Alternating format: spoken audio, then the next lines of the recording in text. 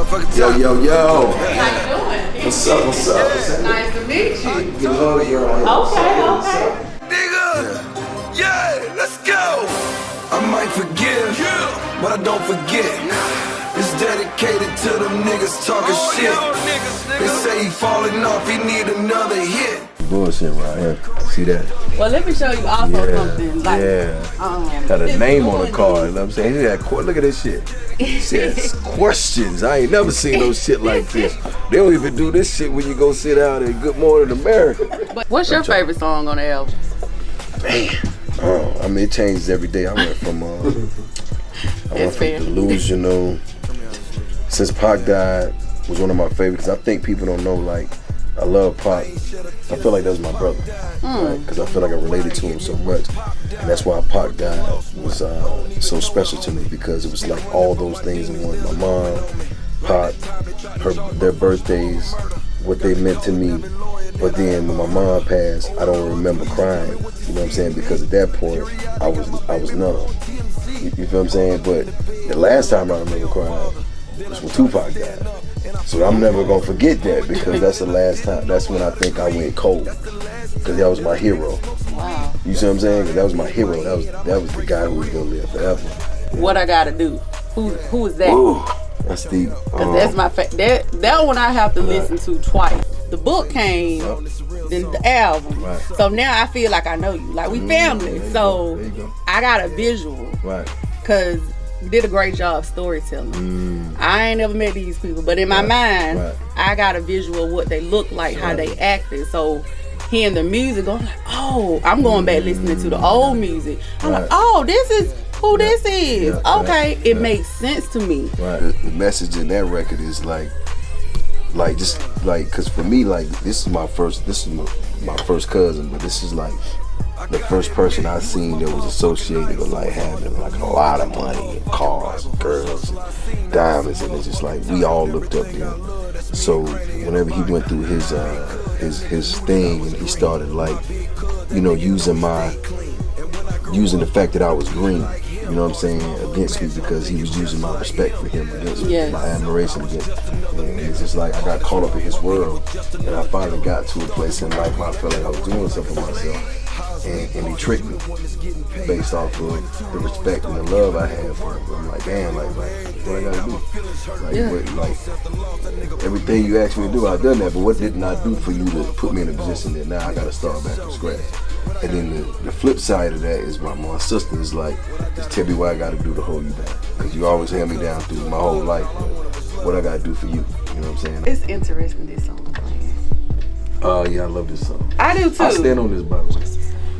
I stand on this, you know what I'm saying? Can I tell you my honest opinion? I think at some point we all evolve, where it's more than seeking companionship from someone else. And I don't think people necessarily get into relationships with the idea, not genuine people at least, I'm going to cheat or I want to do this.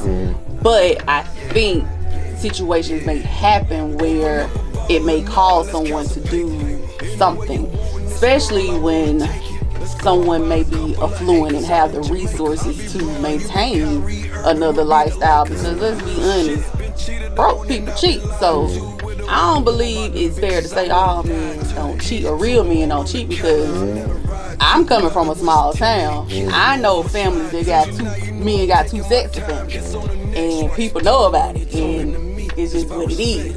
So to me, it's like, I get what you're saying, but I look at it totally different. I look at it like everybody in a real nigga, what you say. Okay, that's fair. You know what I'm saying? And what I mean by that is, like, real nigga is the new G. Like, that's the new solid individual. And it's almost like when you look at, like, the culture, what's going on right now in the world, it's like people don't mind just telling. Like, that's true. Like, social media got it where they'll tell on their mama. Like, they don't even care. Like, it just don't even matter. So, you know what I'm saying? It just don't matter. It don't matter, because everybody just want that money. But you go back to people like us, when I say real men, I mean like kings, like real niggas, like kings, people that really had to get out here and figure their life out, not in a position where they want to live that to the fullest with somebody who they consider, a partner. And I feel like, to me, again, I always want to have the highest favor, the man above. And it's just like, if I'm gonna live that type of life, I want to live it on the straight and narrow because I know my soul is pure. And this is who I am as an individual because it goes with my integrity, and it goes with my game plan, and it goes with my purpose.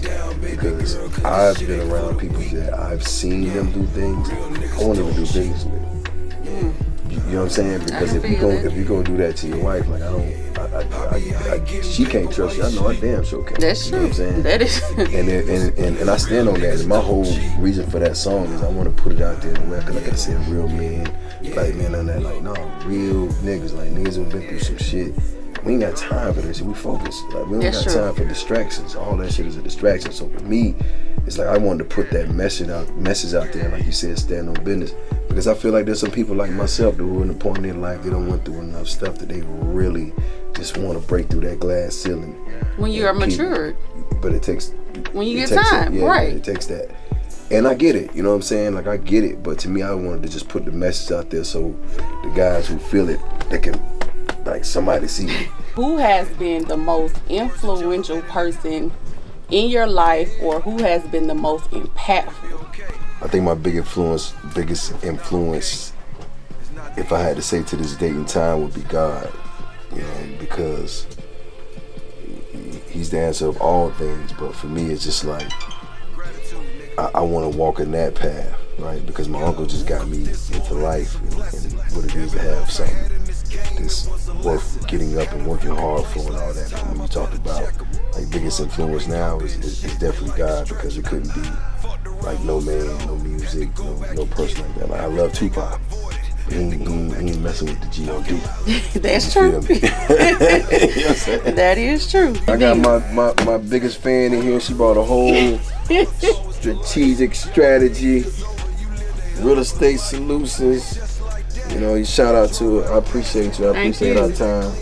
It's really dope. Great questions, by the way. You came very prepared. Thank you. I don't know if any of y'all would have came as prepared. I'm gonna say that. It sounds good. So I got you a couple of goodies over here. Oh, thank you. Wasn't expecting that. You know what I'm saying? I know this guy in the book right here. I'm glad you won. You know I ain't sitting with nobody dull or just want to smoke blunts and talk about, hey man, what happened with you and that nigga? Why he say that? You know what I'm saying? Thank you. Thank you so much. Thank you. For sure.